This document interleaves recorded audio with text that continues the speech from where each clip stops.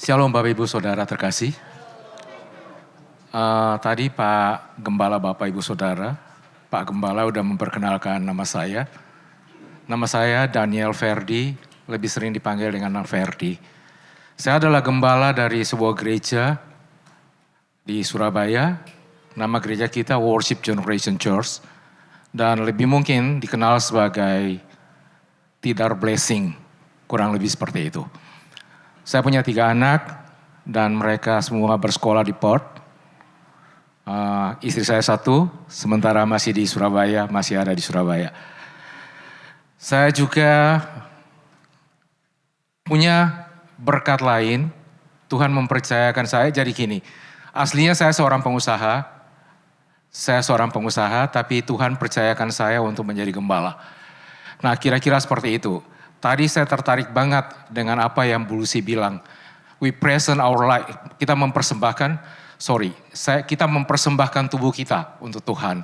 Nah, persembahan yang benar sebenarnya ketika kita berani memberikan hidup kita kepada Tuhan. Persembahan yang benar adalah ketika kita berani memberikan hati untuk Tuhan. Worship pada intinya adalah memberikan hati, memberikan penundukan diri kepada Tuhan. Kira-kira seperti itu. Nah, tadi saya tertarik banget. Oh, cukup ya perkenalan saya. Tadi saya tertarik banget dengan apa yang kita nyanyikan. Saya sangat diberkati banget Bu Lucy dengan praise and worship hari ini. Saya sangat diberkati dan memang saya tipe orang yang sangat suka dengan praise and worship. Seperti itu. Saya, saya sedikit sedih, gimana rasanya seperti ada sesuatu yang berbeda. Saya tahu bahwa tempat ini akan Tuhan buat menjadi lebih bagus lagi, lebih besar lagi tahun-tahun ke depan. Kalau Tuhan akan menjumpai, tadi Pastor Arifin bilang begini kan, kalau ada 1 orang yang baik di antara 100 orang yang busuk, itu akan mempengaruhi orang-orang yang busuk ini menjadi lebih baik. Nah, saya percaya di tempat ini kalau ada 1 orang yang baik, ada 2 orang yang baik yang berdoa untuk tempat ini, maka tempat ini Tuhan akan membuat multiplikasi. Moto tentang we help you to fill your destination and multiplied grace, itu akan terjadi dalam gereja ini. Gereja ini harus bersama-sama mulai bergandengan tangan dengan gembala, dengan pengerja di sini. Untuk ini, buat kegerakan yang membuat Tuhan suka dengan tempat ini nantinya. Saya kemarin waktu saya lunch dengan Pak Timotius Arifin, kita 2 banyak cerita. Saya bilang, Pastor, kira-kira panggilan gereja itu sebenarnya untuk apa sih? Apakah panggilan gereja itu membuat gereja menjadi besar? Apakah panggilan gereja itu membuat jemaat menjadi lebih banyak atau apa? Nah, memang pada akhirnya gereja terpanggil untuk mengumpul banyak orang untuk ada di sana seperti gereja mula-mula ketika Petrus berkhotbah pada waktu itu. Tapi gereja harus mulai gini, bergandengan tangan, satu hati untuk ini, menyerahkan hidup mereka untuk pelayanan dan menggapai jiwa-jiwa bagi Tuhan. Kira-kira seperti itu. Tadi ada satu lagu yang saya sempat catat. Lagu itu dia bilang begini, kasih-Mu sempurna, selalu baru, dan tiada habisnya. Apapun cerita hidupku, janji-Mu takkan Kau tinggalkan. Nah, orang Kristen banyak mendapatkan janji-janji Tuhan. Dan banyak orang Kristen ketika mereka mendapatkan janji-janji Tuhan, membuat mereka berharap dengan janji-janji itu. Saya termasuk salah satu orang Kristen kan, dan saya juga mendapat banyak janji dari Tuhan. Saya menunggu janji itu day by day. Saya tunggu kapan kira-kira terrealisasi setiap janji-janji yang Tuhan janjikan untuk saya. Nah, persoalannya seringkali kita tuh menjadi orang-orang yang kecewa karena janji. Janji itu memiliki 2 sisi. Satu sisi dari janji itu menguatkan kita. Tapi satu sisi daripada janji itu membuat kita menjadi orang-orang yang kecewa dan meninggalkan Tuhan. Saya harus mengatakan sesuatu yang benar di hadapan Bapak Ibu Saudara. Janji daripada Tuhan memberikan pengharapan. Janji daripada Tuhan memberikan kekuatan. Tapi janji daripada Tuhan juga berdampak pada orang-orang Kristen mengalami kekecewaan. Dan mereka akan mengatakan bahwa janji Tuhan adalah sejarah yang terjadi di masa lampau. Oke, saya bilang untuk Bapak Ibu Saudara, saya ingin bagikan ini. Saya akan bukakan ini Bapak Ibu. Izinkan saya untuk berbagi secara terbuka. Gak apa-apa, nanti Bapak Ibu bisa terima, oke, puji Tuhan. Kalaupun Bapak Ibu gak bisa terima, gak apa-apa. Kalaupun next time saya diundang, terima kasih. Kalaupun saya gak diundang, itu pun terima kasih. Karena Tuhan punya rencana di balik itu. Nah, Alkitab bilang begini, Ulangan pasal yang ke-7, saya akan berbicara tentang janji dulu. Ulangan pasal yang ke-7 ayat yang ke-8. Ulangan pasal 7 ayat yang ke-8 Alkitab bilang begini untuk kita. Tetapi karena Tuhan mengasihi kamu dan memegang sumpahnya yang telah diikrarkan kepada nenek moyangmu, maka Tuhan telah membawa kamu keluar dengan tangan yang kuat dan menebus engkau dari rumah perbudakan, dari tangan Firaun raja orang Mesir. Nah, ini yang menjadi esensi. Ulangan pasal 7 ayat ke-9, catat baik-baik Bapak Ibu Saudara, kemudian mulai kita mengevaluasi apakah kita adalah orang-orang yang terikat dalam perjanjian ini atau kita adalah orang-orang yang layak untuk menerima apa yang Alkitab katakan seperti ini.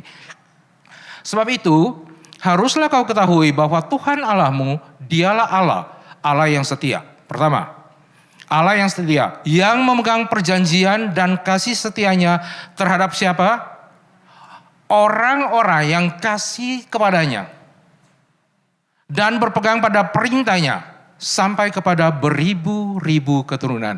Nah, ternyata Tuhan setia dengan janjinya kepada siapa? Kepada orang-orang yang pertama mengasihi Tuhan dan berpegang pada perintahnya.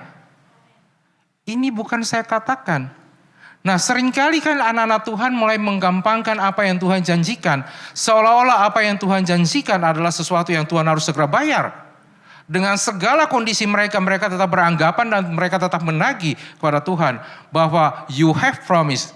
Tuhan sudah janji dan harus Tuhan menggenapi itu. Persoalannya kita adalah orang-orang yang tidak pernah menyelidiki siapa kita. Alkitab mencatat dengan jelas bahwa kasih setia Tuhan dan perjanjiannya diberikan kepada orang-orang yang mengasihi Dia dan berpegang pada perintahnya. Nah, ini yang seharusnya terjadi dalam kehidupan anak-anak Tuhan. Mereka harus mulai memiliki waktu yang cukup untuk mengevaluasi apakah mereka adalah orang-orang yang harus menerima setiap janji-janji Tuhan. Nah, pasal 7 kitab Ulangan dan pasal 8 adalah khotbah kedua terbesar yang Musa khotbahkan untuk bangsa Israel pada waktu itu. Nah, khotbah Musa pertama dia berbicara tentang bagaimana bangsa Israel itu harus keluar dari perbudakan Mesir kepada tanah yang disebut dengan tanah perjanjian. Nah, khotbah kedua yang terbesar yang Musa sampaikan kepada bangsa Israel ialah ketika Musa berbicara kepada bangsa Israel, mereka akan menduduki satu tanah yang disebut dengan tanah perjanjian. Nah, kita masuk ke pasal 8. Ulangan pasal ke-8 ayat yang pertama. Alkitab bilang begini untuk kita. Segenap perintah yang kusampaikan kepadamu hari ini haruslah kamu lakukan dengan apa? Dengan setia. Persoalan setia ini menjadi persoalan yang esensi dalam hubungan manusia dengan Tuhan. Persoalan setia, hal setia adalah hal yang paling inti dalam hubungan manusia dengan Tuhan. Nah, kenapa sampai setia menjadi hal yang paling esensi, paling inti untuk Tuhan bertindak sesuatu kepada kita? Tuhan bilang kepada bangsa Israel bahwa mereka adalah umatnya. Tuhan bilang untuk kita adalah apa? Umat ketebusannya. Tuhan bilang untuk kita adalah pengantinnya. Tuhan bilang kepada kita adalah kekasih-kekasihnya. Nah, saya mau tanya untuk Bapak Ibu Saudara, pernahkah Bapak Ibu mengecewakan pasangan Bapak Ibu Saudara? Perlakuan ketidaksetiaan kita terhadap pasangan kita membuat gini, ada hal yang paling buruk akan terjadi adalah perceraian. Ketidaksetiaan kita kepada pasangan kita berdampak buruk dan hal terburuk adalah perceraian. Nah, Tuhan tetap beranggapan bahwa kita adalah umat ketebusannya. Kita adalah kekasihnya. Kita adalah calon-calon mempelainya. Oleh karenanya persyaratan yang paling mutlak dalam hubungan kita dengan Tuhan adalah setia. Syarat mutlak yang Tuhan berikan kepada kita ketika kita bangun hubungan dengan Tuhan adalah setia. Saya lanjut. Supaya kamu hidup dan bertambah banyak dan kamu memasuki serta menduduki negeri yang dijanjikan Tuhan dengan sumpah kepada nenek moyangmu. Setia membuat Tuhan membawa mereka masuk pada tanah perjanjian. Nah, ada orang bilang, para rabi-rabi Israel mereka bilang begini. Perjalanan dari Mesir ke tanah perjanjian adalah saat di mana Tuhan melakukan bulan madu dengan umatnya. Saya sampai bilang begini, rabi-rabi ini gak salah kah? Ketika mereka mengatakan bahwa perjalanan dari Mesir ke tanah perjanjian di padang gurun adalah saat di mana Tuhan berbulan madu dengan umatnya. Artinya dengan kata lain saya mau bilang begini, saat-saat orang masuk dalam pergumulan, ketika orang itu mengalami struggle, itu adalah saat di mana mereka punya waktu berbulan madu dengan Tuhan. Siapa yang ingin berbulan madu dengan Tuhan? Minta dong supaya punya pergumulan. Minta dong supaya ada padang gurun. Tapi tahu enggak, selalu setiap kali ketika habis bulan madu, maka ada sesuatu hadiah terbesar yang Tuhan berikan. Saya bilang untuk Bapak Ibu Saudara, saya tidak pernah takut dengan pergumulan. Saya tidak pernah takut dengan padang gurun. Karena apa? Saya tahu saya sedang berjalan dengan Tuhan yang saya sembah. Saya bilang untuk Bapak Ibu Saudara, saya tidak pernah dikecewakan Tuhan sekalipun. Walaupun sometimes saya seperti orang yang tidak terlalu baik di hadapan Tuhan. Even saya seorang pendeta, saya juga kan kadang-kadang juga punya kelemahan-kelemahan tertentu. Tapi dalam segala kelemahan kita, dalam segala kelemahan saya, Tuhan tetap ada sebagai pribadi yang setia, yang menjaga saya. Saya lanjutkan ayat berikutnya. Saya perlu bagikan ini secara utuh dan saya punya waktu 45 menit, kurang lebih begitu ya Pastor ya. Ayat yang kedua dia bilang begini untuk kita. Ingatlah kepada seluruh perjalanan yang kau lakukan atas kehendak Tuhan Allahmu di padang gurun selama 40 tahun. Ini dengan maksud merendahkan engkau. Bahasa Inggrisnya dia bagus, dia bilang begini. Ini supaya apa? Mencobai, menjaga hatimu, menguji hatimu. Nah, ternyata Tuhan gini, dia lagi nge-treat, dia lagi mengajarkan umat-umatnya menjadi pribadi yang humble. Orang-orang yang menyiapkan diri, orang-orang yang telah Tuhan persiapkan menjadi orang-orang yang diberkati, adalah orang-orang yang dimulai dengan Tuhan persiapkan mereka menjadi pribadi yang rendah hati. Saya bilang, persoalan yang paling besar terjadi ketika Tuhan memberkati orang-orang yang sombong. Ketika Tuhan memberkati orang-orang yang sombong, ini adalah persoalan yang paling-paling besar sekali. Akan ada terjadi kerusakan di mana-mana ketika orang yang sombong itu diberkati Tuhan. Saya bilang begini, itu yang disebut Pak Arifin tadi bahwa satu orang yang bermasalah dalam perjanjian lama itu akan berdampak pada 100 orang yang baik dalam perjanjian lama. Saya sering sharing banget dengan senior pastor. Kita dua punya waktu, seringkali kita banyak-banyak bicara. Dan saya termasuk anak rohaninya, walaupun saya bukan di rock ya. Saya di lain, tapi kita sama-sama di GBI. Nah kira-kira seperti itu. Nah Tuhan ketika dia membawa bangsa Israel dalam perjalanan, dia sedang gini, melatih mereka, merendahkan hati mereka. Dan mencobai engkau untuk mengetahui apakah yang ada dalam hatimu. Yakni apakah engkau berpegang pada perintah-perintahnya. Jadi ketika Tuhan merendahkan kita, ketika Tuhan sedang menguji kita, ketika Tuhan sedang melatih kita, Tuhan sedang mempersiapkan kita untuk masuk pada next rencananya Tuhan. Nah, Ulangan pasal yang ke-8 kita bagi jadi 4 episode, kurang lebih seperti itu. Episode di mana Tuhan mulai merendahkan mereka, episode di mana Tuhan mulai berbicara kepada mereka untuk janji masuk dalam tanah perjanjian, episode yang berbicara tentang mereka menduduki tanah perjanjian, episode yang berbicara tentang mereka adalah pemuji penyembah Tuhan. Nah, saya bilang orang yang sombong adalah orang yang akan sulit sekali untuk menyembah Tuhan. Penyembahan dia tidak berbicara tentang bagaimana kita bernyanyi semua sehingga ada banyak orang yang menangis. Penyembahan dia tidak berbicara tentang lagu-lagu sendu. Tapi penyembahan dia berbicara tentang you have to put yourself under. Penyembahan dia berbicara tentang begini. Taruhlah dirimu di bawah kehendak Tuhan. You have to put yourself under the willing of God. Kira-kira seperti itu. Seringkali kita mengartikan penyembahan adalah ketika kita mampu bernyanyi. Tapi esensi daripada penyembahan, kata penyembahan mulai pertama kali muncul ketika Tuhan minta kepada Abraham mempersembahkan anaknya. Penyembahan adalah sesuatu yang begini, ada intentionally, ada kesadaran dan sengaja untuk kita menyakitkan diri kita. Itu penyembahan. Waktu Tuhan bilang sama Abraham, Abraham kasihkan anakmu untuk saya. Dan Abraham berjalan bersama-sama dengan Ishak. Untuk mau mempersembahkan anak itu, Abraham sedang menyakiti dirinya dalam keadaan sadar. Itu yang saya sebut dengan penyembahan. Penyembahan, kalau kita nyanyi dan kita nangis, itu membuat kita lega. Serius saya mau bilang, saya kadang-kadang ketika ada masalah, saya nyembah, saya nyanyi, saya lega. Tapi itu bukan penyembahan yang sesungguhnya. Penyembahan adalah ketika begini, apa yang kita inginkan melakukan, tapi Tuhan bilang, don't do it. Jangan lakukan itu dan kita obey dengan apa yang Tuhan mau. Itu adalah penyembahan. Penyembahan adalah bentuk ketaatan kepada Tuhan. Penyembahan adalah gini, memberikan hidup kepada Tuhan. Oleh karenanya Alkitab bilang begini, brethren, present your body as a living sacrifice. Persembahkanlah hidupmu itu loh. Tubuhmu sebagai korban yang hidup. Bukan persembahan. Korban yang hidup. Korban dia berbicara tentang mematikan sesuatu.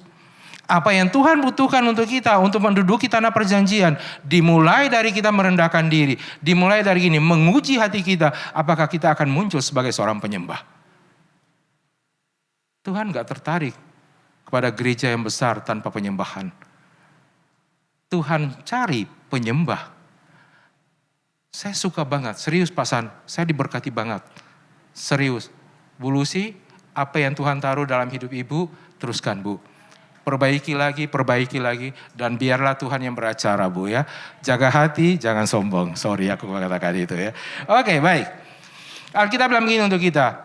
Jadi ia merendahkan hatimu, membiarkan engkau lapar. Kadang-kadang Tuhan mengizinkan itu. Merendahkan hati dan membiarkan mereka lapar. Merendahkan hati membiarkan kita masuk dalam pergumulan. Merendahkan hati membiarkan kita mencari kerja dan sulit. Merendahkan hati membiarkan kita mengalami kesulitan keuangan. Merendahkan hati membiarkan apa? Penyakit ada dalam kehidupan kita. Merendahkan hati membiarkan apa? Ada masalah yang tidak terselesaikan. Apakah kita tetap berpegang pada Tuhan? Apakah kita tetap mengasihi Tuhan? Nah ini yang harus kita jadikan pedoman dalam kehidupan kita. Saya berkali-kali ketika saya menyampaikan firman, saya bilang begini, harus ada satu pedoman. Harus ada satu pedoman yang menjadi juklak, petunjuk pelaksanaan ketika orang-orang Kristen itu mengeksekusi segala kebenaran firman Tuhan. Oke, saya lanjut ayatnya. Dan yang juga tidak dikenal oleh nenek moyangmu, untuk membuat engkau mengerti bahwa manusia hidup bukan dari roti saja, tetapi manusia hidup dari segala yang diucapkan oleh Tuhan. Nah, ketika bangsa Israel adalah bangsa yang teruji, selama 40 tahun dalam perjalanan mereka itu, maka Tuhan mulai bawa mereka ke satu tempat yang disebut dengan tanah perjanjian. Nah, tanah perjanjian, Alkitab bilang begini, tanah itu berlimpah dengan makanan, tanah itu berlimpah dengan madu, tanah itu berlimpah dengan emas dan perak dan seterusnya. Nah, ini yang mulai jadi persoalan. Orang ketika diberkati bisa punya rumah, oke, itu ada alasan bagi dia untuk mengucap syukur. Orang ketika diberkati punya makanan yang cukup, ada alasan bagi dia untuk mengucap syukur. Orang ketika diberkati memiliki emas, dia punya alasan untuk mengucap syukur. Yang jadi persoalan ketika orang itu dilimpahi dengan emas dan perak dalam jumlah yang banyak. Nah oleh karenanya Tuhan bilang begini untuk bangsa Israel kan, jagalah hati-hati, jangan sampai ketika engkau diberkati melimpah dan engkau mulai menjadi sombong. Nah sombong adalah pemicu utama orang mulai menjauh dari Tuhan. Sombong adalah pemicu utama orang merasa dirinya mampu melakukan sesuatu. Saya bilang untuk Bapak Ibu Saudara, Raja Nebukadnezar pernah menjadi raja yang paling sombong. Dia bilang begini, segala sesuatu yang aku dapatkan cause of me. Karena aku mampu bekerja, aku mampu melakukan ini dan itu. Maka segala kerajaan yang aku punya karena aku. Nah saya mau saksikan sedikit untuk Bapak Ibu Saudara. Saya di usia 24 tahun, saya adalah pengusaha muda yang cukup berhasil. Boleh saya sampaikan pesan? Oke. Di usia 24 tahun saya adalah pengusaha muda yang cukup berhasil. 24 years old. Saya umur 24 tahun, saya bangun perumahan yang cukup besar di satu kota, saya nggak usah sebut tempat itu. Saya punya armada kapal yang lumayan banyak. Dan saya menjadi anak muda yang sangat diberkati pada waktu itu. Nah, saya punya backingan banyak, saya punya relasi banyak dengan teman-teman. Ada dari orang dari Italia, orang dari Amerika, orang dari Spain, dari Hong Kong, mana-mana tempat saya punya teman. Saya merasa saya punya pendidikan yang cukup untuk saya menjadi orang yang diberkati. Ada alasan untuk saya menjadi orang yang sukses kan? Saya punya pendidikan, kemudian saya punya koneksi, dan seterusnya. Nah ini alasan yang sangat-sangat duniawi. Ini adalah alasan-alasan yang sangat duniawi. Apakah persoalan-persoalan koneksi dan lain-lain tidak perlu ada dalam kehidupan orang Kristen? Harus ada, tidak apa-apa. Tapi ini bukan menjadi alasan bagaimana kita menyombongkan diri dengan apa yang Tuhan berikan kepada kita. Nah saya menjadi orang yang sombong. Saya saksikan itu untuk Bapak Ibu Saudara. Saya menjadi orang yang sombong, dan sombong. Tahu nggak Bapak Ibu Saudara? Apa yang saya dapat? 24 tahun saya berhasil. Dan 28 tahun saya bankrupt. Hanya 4 tahun saya bertahan sebagai pengusaha yang berhasil. Kemudian saya bankrupt. Saya gagal. Saya bankrupt karena waktu itu tahun 83. Indonesia ada punya kebijakan take money policy. Dia pengetatan uang-uang. Sehingga gini, setiap bank tidak boleh mengeluarkan pinjaman dalam bentuk apapun juga. Tahun 83. Sudah lahir pasan ya? Oke, of course sudah lahir Pak, 60 tahun. Oke, kesombongan membuat Tuhan berhenti. Kesombongan adalah titik di mana gini, saklar diputuskan hubungan kita dengan Tuhan. Saya baru mulai sadar sekarang ini, belakangan ini setelah saya bertobat. Saya mulai ingat kembali, waktu itu betapa sombongnya saya Pak. Betapa sombongnya saya sebagai pengusaha muda yang berhasil dengan segala pencapaian. Saya sombong dan saya tidak pernah merasakan bahwa apa yang saya dapat itu karena memang persoalan Tuhan secara total. Saya merasa bahwa itu adalah persoalan saya. Saya butuh menjadi orang yang dihormati. Saya butuh menjadi orang yang dihargai. Saya butuh menjadi orang yang dimuliakan. Bahkan disanjung-sanjung seperti ini. Oh Ferdi, kamu hebat dong. Kamu usia 24. Kemudian kamu berhasil menjadi pengusaha yang besar. Saya perlu mendengar kalimat-kalimat itu ketika berjumpa dengan orang. Saya merasa puas ketika orang bilang begini. Oh kamu hebat banget. Kamu 24 years old. But kamu sudah oke mencapai apa yang diidam-idamkan, diingin-inginkan oleh banyak orang. Tidak banyak orang seperti kamu loh Ferdi. Itu kalimat-kalimat itu membuat saya seperti melayang. Dan itu saya rindukan Pak. Itu saya rindukan. Nah saya baru sadar ternyata bahwa saya sedang mencuri emas dan perak punyanya Tuhan. Nah Bapak Ibu yang terkasih, Alkitab bilang begini untuk kita. Ketika engkau diberkati dengan cara yang gampang untuk mendapatkan makanan, bersyukur tentang apa yang kau dapatkan itu. Ketika engkau Tuhan siapkan engkau perumahan, bersyukur dengan apa yang ada padamu, apa yang Tuhan berikan kepadamu. Persoalan yang serius terjadi ketika begini, Tuhan melimpahkan emas dan perak. Konglomerat, orang yang diberkati dengan melimpah. Sorry saya katakan, saya berbicara begini, saya sampai sekarang ini, maaf Pak, Bapak Ibu Saudara, saya berbicara begini bukan berarti saya mau nyombongkan diri. Artinya saya tidak berbicara untuk orang dan saya berbicara untuk diri saya. Orang yang diberkati secara melimpah punya potensi untuk menjadi orang sombong, termasuk saya. Orang yang diberkati melimpah punya potensi untuk begini, minta dihormati, termasuk saya. Orang yang diberkati melimpah punya potensi untuk begini, diperlakukan dengan terhormat, termasuk saya Pak. Tapi kalau ini terjadi dalam kehidupan anak-anak Tuhan, Tuhan bilang begini, saya akan berhenti untuk melakukan itu. Apa yang Tuhan kerjakan untuk kita saat ini, Tuhan masih belum berhenti. Dia mau melanjutkan ini. Dia mau melanjutkan ini. Supaya apa? Nama Tuhan ditinggikan. Nama Tuhan dipermuliakan. Persoalannya anak-anak Tuhan tidak banyak yang tangkap. Bahkan gini, anak-anak Tuhan lebih tertarik dengan head, amori dan seterusnya. Makanya ketika Bapak Ibu baca kitab Ulangan pasal yang ke-7 ayat yang pertama. Bisa tunjukkan untuk saya? Kitab Ulangan pasal yang ke-7 ayat yang pertama. Apabila Tuhan Allahmu telah membawa engkau ke dalam negeri kemana engkau masuk dan mendudukinya, dan ia telah menghalau banyak bangsa dari depanmu, yaitu orang Het, orang Girgasi, orang Amori, orang Kanaan, orang Feris, orang Hewi, orang Yebus, 7 bangsa yang lebih besar dari engkau. Kalau Tuhan sudah halaukan mereka dan Tuhan telah mengizinkan kamu untuk membunuh mereka, bukan Tuhan sedang jahat. Alkitab sedang menjelaskan begini, budaya-budaya orang yang seperti ini tidak boleh masuk dalam budaya anak-anak Tuhan. Tuhan sedang berbicara begini, ketika Anda menjadi orang yang diberkati, kesombongan orang-orang Het gak boleh ada dalam budaya kita. Budaya daripada orang-orang ini tidak boleh terjadi kepada anak-anak Tuhan yang Tuhan telah pindahkan dari perbudakan menjadi orang yang diberkati. Tuhan bilang begini kan? Oke, tolong ayat yang kedua. Dan Tuhan Allahmu telah menyerahkan mereka kepadamu sehingga engkau memukul mereka kalah, maka haruslah kamu menumpas mereka. Tuhan kita bukan Tuhan yang jahat. Kalau orang salah mengerti tentang perjanjian lama, mereka akan berbicara tentang begini. Kenapa sih Tuhannya orang Kristen, Tuhan perjanjian lama? Kenapa sih Yahweh jahat banget? Bukankah orang-orang ini bisa hidup berdampingan dengan bangsa Israel?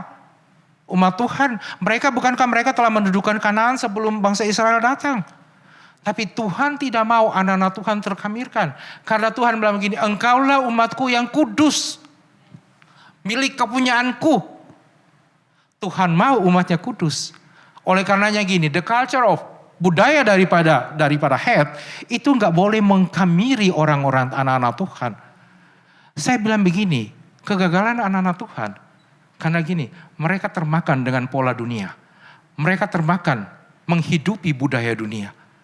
Orang sombong kan enak dong. Orang dihormati kan enak kan.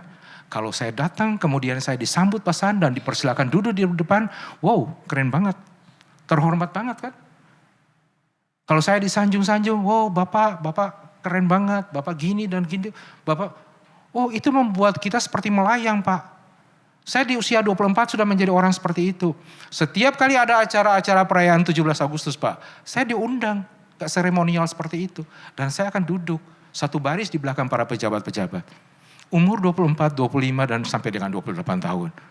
Boleh tanya istri saya nantinya. Ini membuat anak-anak Tuhan potensi.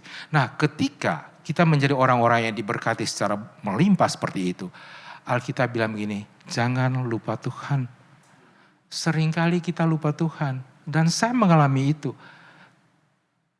Apakah saya membuat satu ukuran yang rata untuk kita semua. Bahwa ketika saya melakukan hal yang sama, orang lain juga melakukan sama. Saya bilang ada potensi. Sekali lagi, ada sangat banyak potensi ketika kita menjadi orang yang diberkati. Ada potensi minta disanjung, minta dihormati, minta dipuji, dan seterusnya. Ketika emas dan perakmu bertambah banyak, Tuhan bilang, jangan engkau lupa Tuhan Allahmu dan beribadah kepadanya. Ibadah dia berbicara tentang penyembahan. Ibadah dia berbicara tentang meletakkan kehendak kita di bawah kehendak Tuhan. Hagai pasal 2 ayat yang ke-8, tolong. Kitab Hagai pasal yang kedua ayat yang ke-8. Oke. Nah Alkitab bilang begini, kitab Hagai kan. Kepunyaankulah perak dan kepunyaankulah emas. Demikian firman Tuhan semesta alam. Tuhan tidak sedang berbicara tentang properti. Tuhan tidak sedang berbicara tentang kepemilikan secara fisik.